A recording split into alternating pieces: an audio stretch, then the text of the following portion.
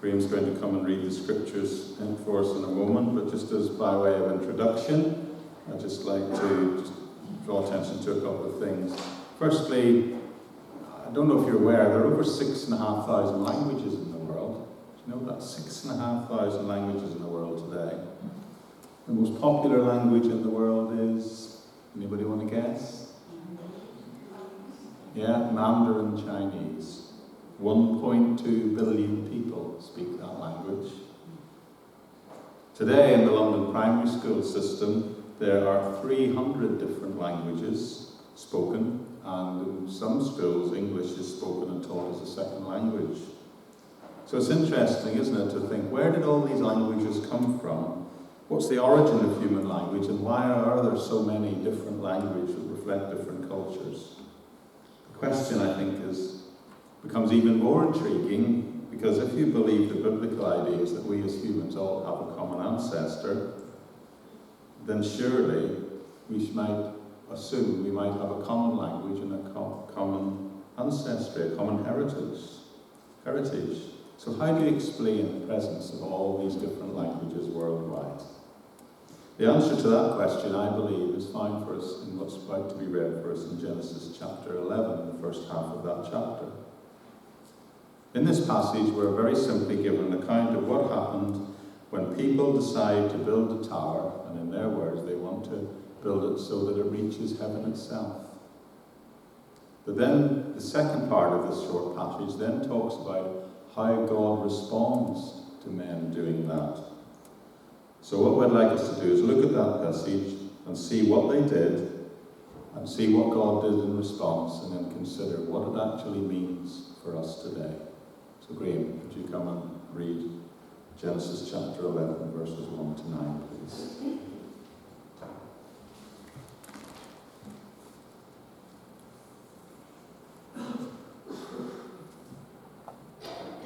It's page 12 in the church Bibles, Genesis chapter 11, the Tower of Babel. Now the whole world had one language and a common speech. As men moved eastward, they found a plain in Shinar and settled there. They said to each other, "Come, let's make bricks and bake them thoroughly." They used brick instead of stone, and bitumen for mortar. Then they said, "Come, let us build ourselves a city with a tower that reaches to the heavens, so that we may make a name for ourselves and not be scattered over the face of the whole earth." But the Lord came down to see the city and the tower that the men were building. The Lord said, "If, as one people speaking the same language, they have begun to do this, then nothing they plan to do will be impossible for them. Come, let us go down and confuse their language, so they will not understand each other." So the Lord scattered them from there over all the earth, and they stopped building the city. That is why it was called Babel, because there the Lord confused the language of the whole world. From there the Lord scattered them over the face of the whole earth. Amen.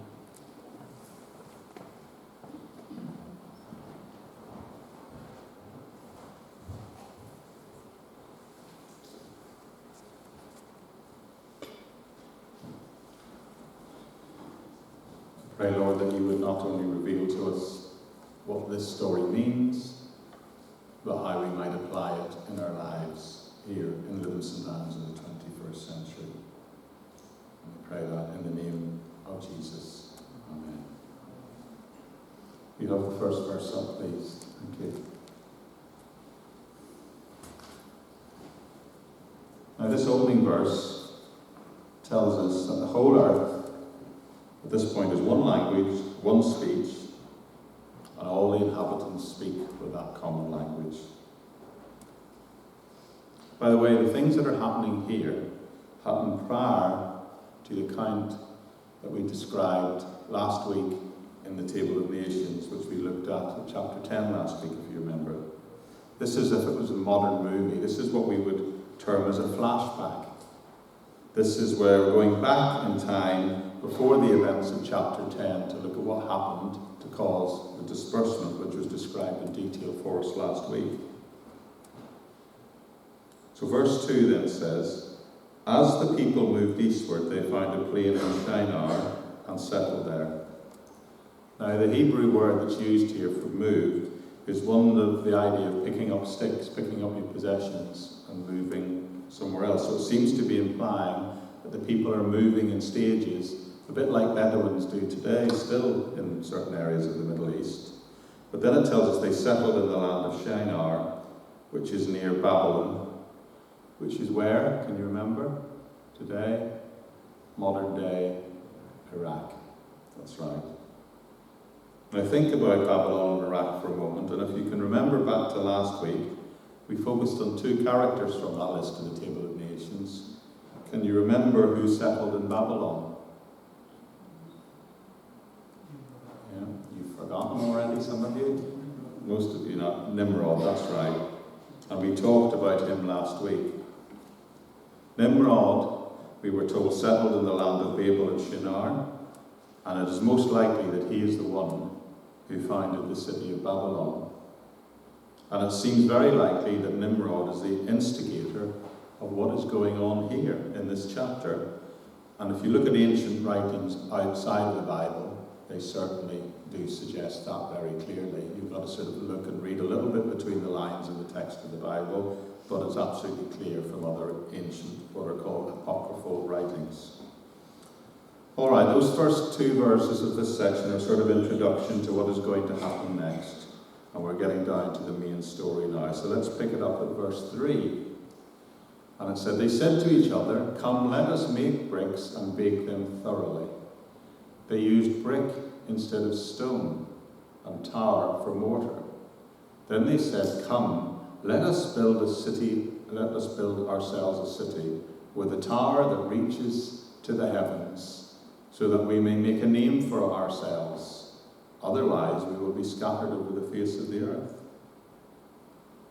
Can you see what's going on here? They've decided to create and to use artificial man-made bricks to construct a city, but also importantly a tower. Now apparently you can see even from this text that this was a different way of building to the conventional way of building something at that time. The usual way in antiquity was to build using natural stone with clay in between them. But this time they built a city and they built a tower made out of man-made bricks instead of using these natural stones. Man-made bricks of a uniform size and nature. Now just on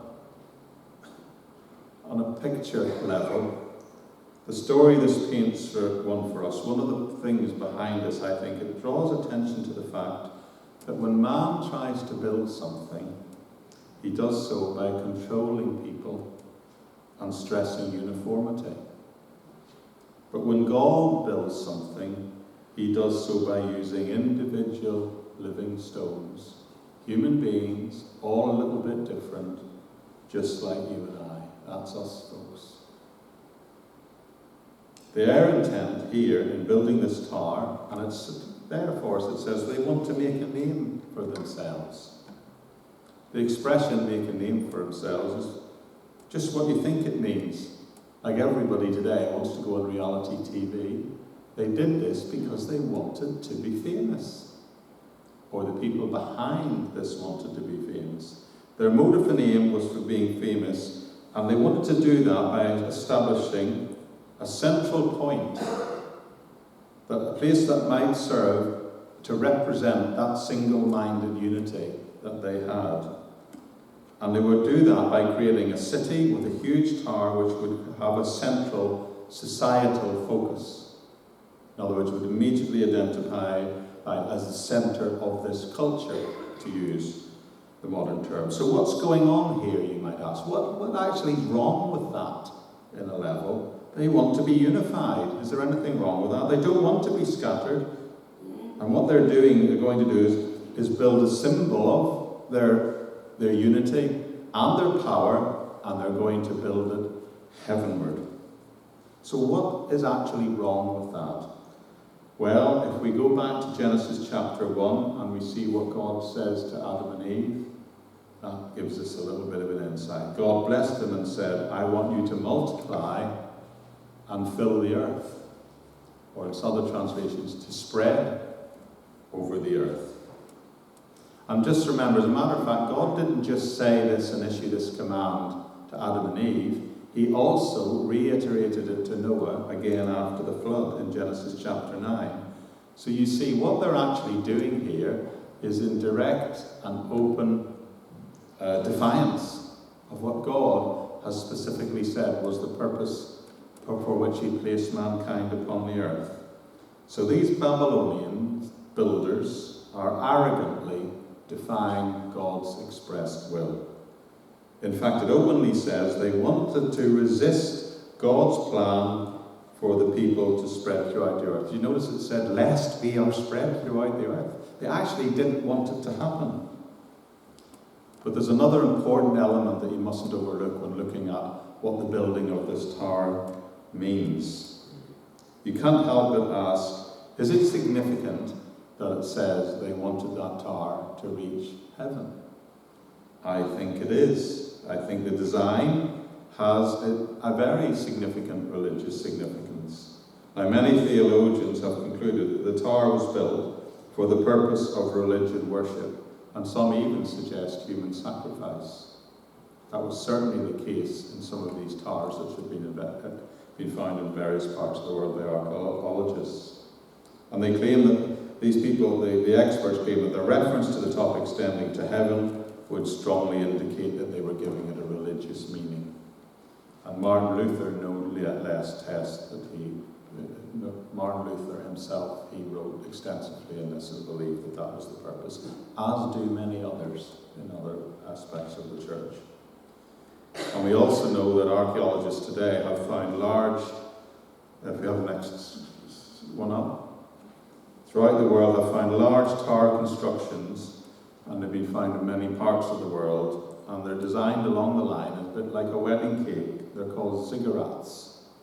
This is where they have a broad base and then a slightly smaller other story sits on top, and that's done over and over and over again.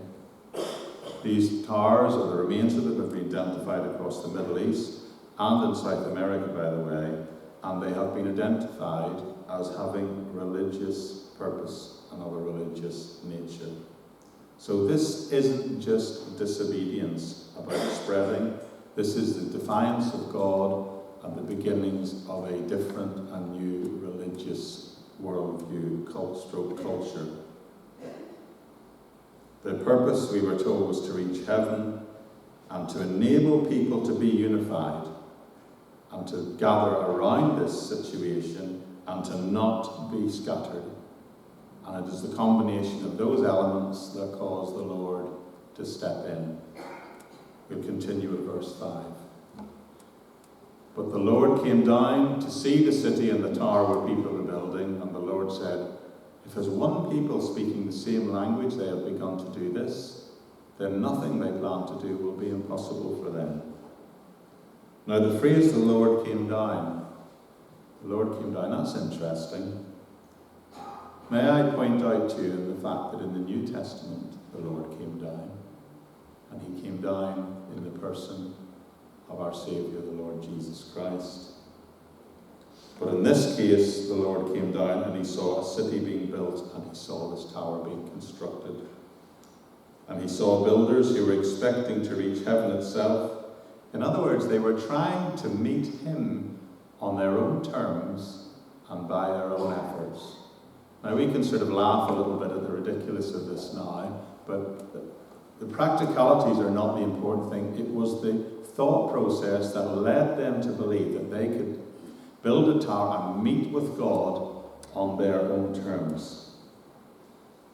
Instead, God descends on earth, down to earth, and instead he meets them on his terms. And the Lord here, he concludes that it is the unity of language that has made them possible, not only to stay in this one location, but to embark on this big building project against his will. This unity of language has led to a unity of purpose in order to follow their own wills, and that unity of purpose was a desire to commit sin. The point of verse 6 is a very important one, when it says, if the people were unified in this way, they could do anything they wanted. Meaning that their spiritual and emotional drive would be to seek out and to do every conceivable type of sin that they could think of. And let's see how God responds to this situation in verse 7. Come, let us go down and confuse their language, so they will not understand one another. So the Lord scattered them from over all the earth, and they stopped building the city. Just as a little tiny segue, this term "let us" is a pretty good indication of the Trinity. But that's beyond the scope of what we're talking about today, but I'll just let that land for a second. But when we look at this situation of God stepping in, we need to remember that after the flood, God said he would never destroy the whole earth again in the way that he had done. But here again we have a problem, a big problem, that needs a radical solution to a potentially catastrophic problem for mankind. But this time God says, I'm going to deal with it, as I've had to deal with things before, but I'm going to do it my way. And he does so by saying he's going to confuse their language so they can't communicate with one another. So God uses the confusion created by the speaking of different languages, and it is that which brings the building project to a screeching halt, not surprisingly, and people are scattered over all the earth. Just if you think about it for a minute, if you've got workmen and architects and designers and tradespeople all speaking different languages, now unable to communicate with each other and no way of having translation, you can imagine how that would bring things to a grinding halt, can't you? Imagine going to work, whatever you do, in a big company or in a hospital or anywhere, and all the workers no one had no common language or means of communicating. You can only imagine the chaos and destruction that would cause. And it is as a result of that we see what happens with the scattering of the nations, which were described for us in the Table of Nations chapter last week. Here we see how a single nation is scattered with its people now speaking different languages, and it is thereafter that civilizations with distinctive cultures begin to appear worldwide. I had a section about how there is a very narrow period of window that's been identified by archaeologists as when civilizations suddenly began popping up all over the world. And it all occurred within a few hundred years of the events described here, which is interesting. But the main point here is God scatters them by confusing the language, and the place gets called Babel, because that's where God confused their language, and that word has a resonance even today. So what do we make of this passage of Scripture? What does it actually teach us? What I would like to suggest, there are two main things that we need to learn from this. And Deuteronomy chapter 32 offers some help for us in what it actually means. So talking about this, it says, remember the days of old. Consider the generations long past. Ask your father and he will tell you, your elders, and they will explain to you. When the Lord Most High gave the nations their inheritance, when he divided all mankind, he set up boundaries for the people according to the number of the sons of Israel.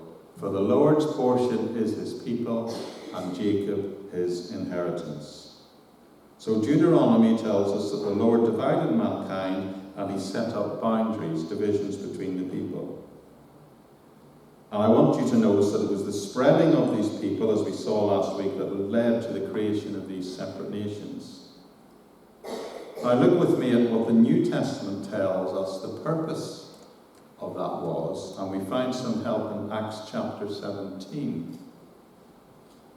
From one man he made all the nations, that they should inhabit the whole earth.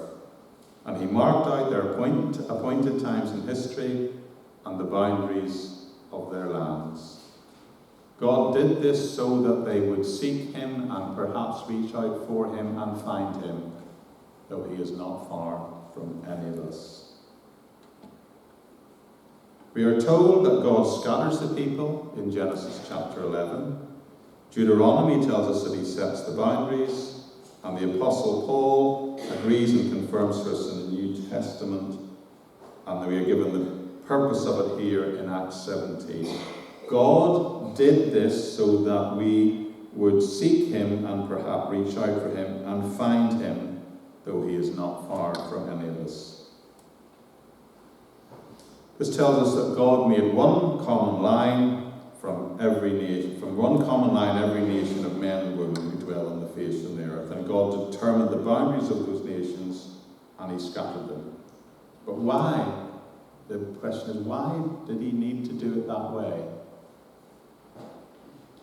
Well, the Tower of Babel as a story warns us that if humankind unifies in open defiance against God, all of humankind, then that would make evangelism, that would make a reaching of people more difficult. Some might say even almost impossible.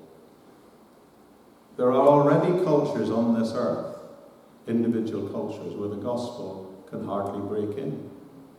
Japan is often quoted as an example where the gospel has not really ever made significant progress. Some would argue today that it is Western Europe now and North America where we are finding the biggest cultural blocks to the good news of Jesus breaking through. But just for a moment, I want you to imagine that the world developed one society and one culture that became a dominant worldview that was wholly in opposition to God. Look again at Acts 17. God scattered the nations in order that they would seek him and perhaps reach out and find him, though he is not far from any of us. That's specifically telling us why he did it. It was done so that every person, every individual could continue to seek to find their way to God. He divided the nations in order to give everyone on this earth free will to individually find their way to the Lord. Imagine if there was one predominant worldview and the whole world adopted a false religion. Think about how much more difficult that would be to reach the gospel. But you know what? We're blessed by having a world full of different cultures and different races and ethnic groups of people. Because when people are culturally different, if one group spins off and seeks after and establishes a false religion, then God could use the other culture or ethnic group to reach that group. That's what I believe this passage is teaching us. The Bible teaches us that God determined the way he did things in order to allow all people, everyone on this planet, of all cultures and nations on earth, to be able to reach out to one another. But I think there's a final lesson to be learned here. And that is, friends, that disobedience to the will of God will always produce division. Division leads to sin, and that division leads to separation from God. We saw sin leading to slavery in Genesis chapter 9, and here we see sin leading to separation from each other in chapter 11. You see, the people here, they wanted to unite. They wanted to come together and be powerful, but they wanted to unite apart from God, and that's the key. And doing so, they did it in defiance of God. But ironically, they ended up completely separated from one another. I think that's a really interesting picture. They wanted to make a name for themselves, and to be famous, to make a name for themselves, and they ended up not even being able to speak to one another. Sin divides people, it divides us from each other, and it divides people from God. And that's what we see here. If you go back to the beginning of everything, In the Garden of Eden, we see that God told Adam and Eve that they could eat from any tree except one, but they ate from the forgiven tree, and the result of which they were separated from God. Do you remember God said, "Where art thou, Adam?" So for the first time, because of what happened in the Garden of Eden, at that point something came between humanity and God. Sin led to separation. It leads to separation from each other, and it leads to separation from God. But there's a third type of separation. We are separated from God, and we are separated from each other, but we also become separated, fragmented from our true selves. This idea is best described in Romans, where Paul says this. I always struggle reading this, so bear with me. I do not understand what I do. That one's not yet. I'm just going to read this. I do not understand what I do, for what I want to do, I do not do, but what I hate to do. And I do what I do not want to do, and then he continues, for I have a desire to do what is good, but I cannot carry it out. For I do not do the good I want to do, but the evil that I do not want to do. It is this that I keep doing. Then he reaches the point later in the passage where Paul cries out and says, who will rescue me from this body that is subject to death? Thanks be to God who delivers me through Jesus Christ our Lord. The New Testament here in this writing is describing a massive vision of fragmentation, of separation of one's own true self. You know, it seems to me that all of life, in a sense, is an attempt to get back and find what was lost in the Garden of Eden that day. There's an innate desire in everyone to have a meaningful connection with God and with other people. A God-shaped hole, Augustine of Hippo called it. All of life, friends, is a struggle to get back what Genesis tells us we lost through these events. Sin always leads to alienation and separation, never unity, not as they imagined it, or not as people today imagine it. This passage, it seems to me, is written in such a way to suggest that God will always have the last word, because He can rescue us from this body that is subject to death. Thanks be to God, He can deliver us through Jesus Christ our Lord. Let's pray. Father, thank you for the lesson of this passage, the fact that sin ultimately separates us from you,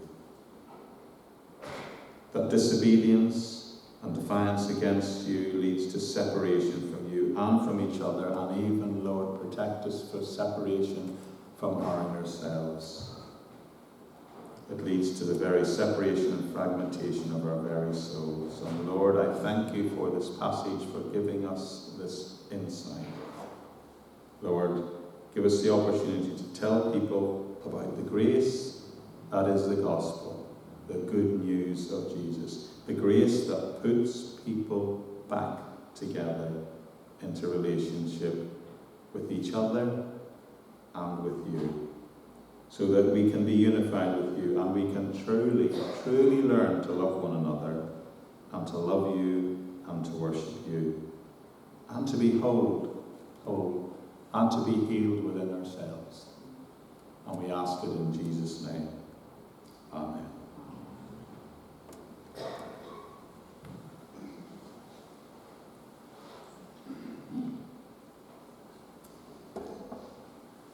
We shall bring our worship time together to conclusion by the singing of that great hymn of faith, How Great Thou Art. Please stand if you're able.